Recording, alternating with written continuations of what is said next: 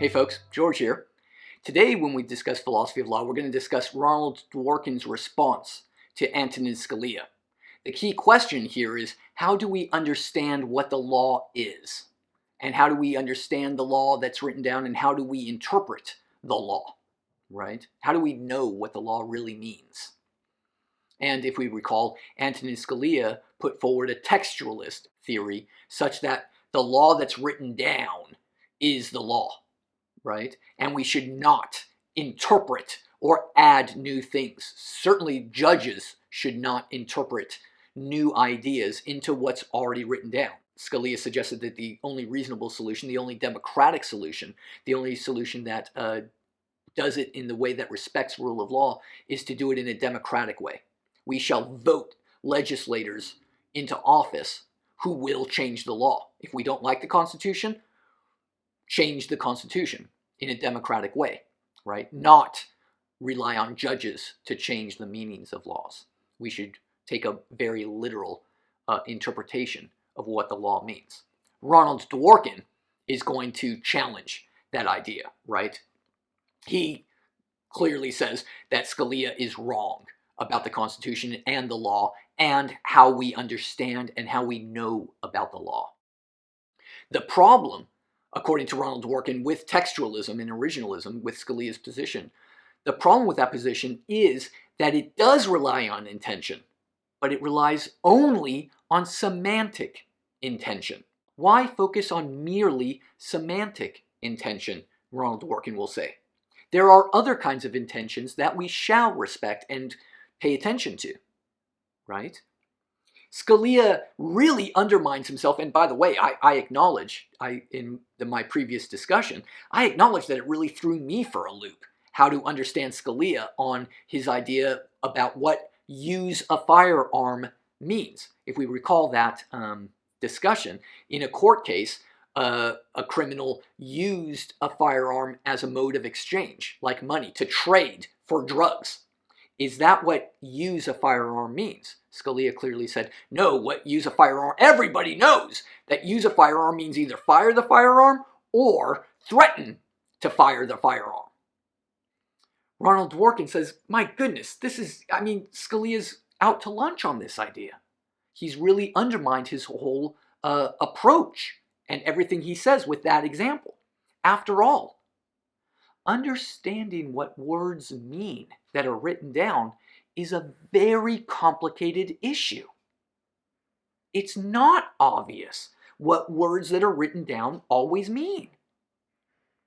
He also undermines himself when he says freedom of speech, that freedom of speech clearly means all sorts of other communicative expression. Clearly, in the First Amendment, it does not say there's a freedom to burn a flag. There is no, and how is burning a flag speech? It doesn't make any sense to Dworkin how Scalia acknowledges that he's extending the word speech, or the press.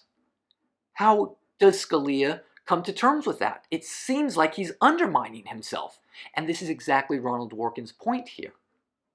This is exactly Ronald Dworkin's point, that clearly interpreting words that are written down is complicated. It's not so easy. It's not easy to understand what speech means or what using a firearm means. Dworkin's point with all this is that we don't actually know what the words mean that are written down unless or until we understand what's reasonable to suppose. Scalia proved this with his analysis of freedom of speech, right?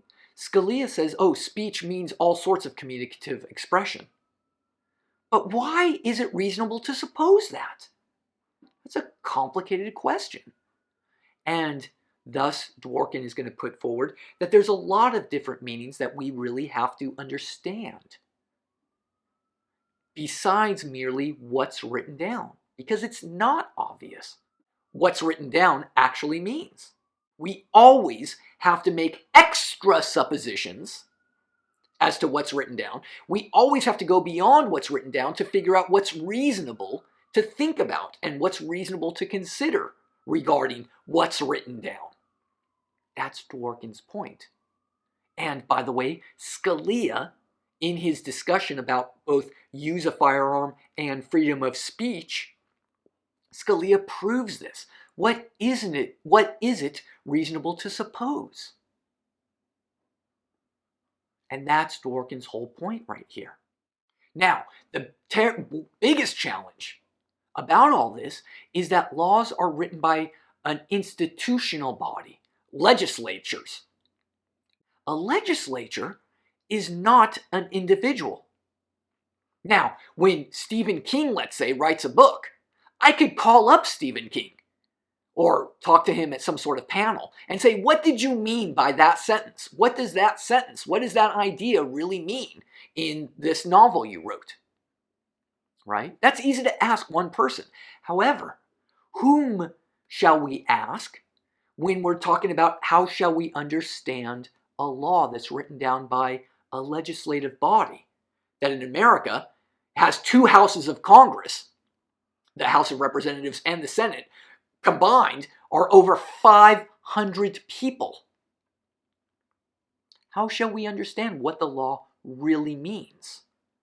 We have to understand that complicated institutional aspect of laws such that there was a lot of compromise and a lot of back and forth regarding certain laws. Right? Now, let's go back to the example of use a firearm. I imagine, and I think this is Ronald Dworkin's point right here, Dworkin is imagining that when the institution of the legislator wrote this law, it shall be a crime to use a firearm in a drug deal. I'm sure there was probably somebody. I can imagine that there was somebody who said, I don't like that.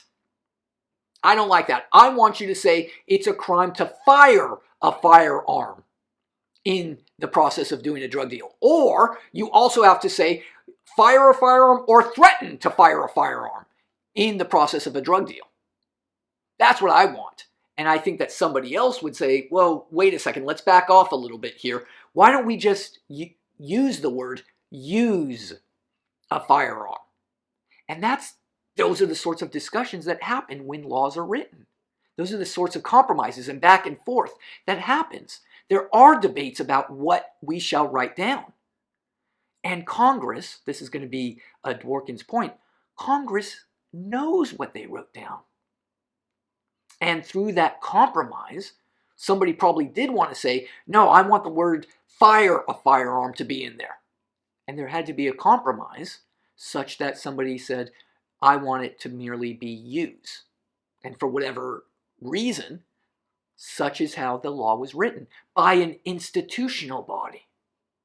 And that's going to be Dworkin's point about all of this. We can't understand what the law means because this is a complicated process of writing a law. By the way, Scalia says, oh, we clearly know what freedom of speech means. Again, Scalia clearly loves the Bill of Rights. But it's complicated to understand what the Bill of Rights actually means. Scalia didn't discuss the Second Amendment. I brought that example up in the previous video. What does the Second Amendment mean when it says the right to bear arms shall not be infringed? I mean, this is a very complicated case here. And you could discuss with legal scholars, what does the text actually mean? Many legal scholars will point to the fact that it's got weird punctuation. It seems like it's a completely ungrammatical sentence, right, when you read the whole thing. How are we supposed to make sense of this complicated, abstract idea here? Well, we have to examine many different things in addition to what's merely written down. And that's why there is debate about what right to bear arms actually means. Dworkin also gives the example of the 14th Amendment. The 14th Amendment clearly says that all people shall have equal protection under the law. What does that mean? Well, for almost 100 years after the Civil War, equal protection under the law meant segregation is allowed. And it took about 100 years for another set of justices to acknowledge, wait, that's not what equal protection under the law actually means. Another example that Dworkin raises is the Eighth Amendment, which bans cruel and unusual punishment. This is a very abstract idea, cruel and unusual punishment. Here's what Scalia assumes, that it's obvious what cruel and unusual punishment means. Now, Scalia is going to say, well, clearly that means that capital punishment is allowed, because the original intent, what the original writers of the Bill of Rights did acknowledge, is that capital punishment is allowed under cruel and unusual punishment. However, here's Dworkin's point. Dworkin is going to say, number one, that's a very abstract idea. I don't know what they meant, right, by cruel and unusual punishment. Perhaps they meant what is cruel and unusual now, right? But they didn't write that, Scalia. They didn't write down, what we mean by cruel and unusual punishment is what cruel and unusual punishment means in the 18th century. That's not what the law is written to say. Rather, perhaps, and this is what Dworkin will grant, is the writers of the Bill of Rights were intelligent. And they knew that they might be mistaken about certain things, about what cruel and unusual is.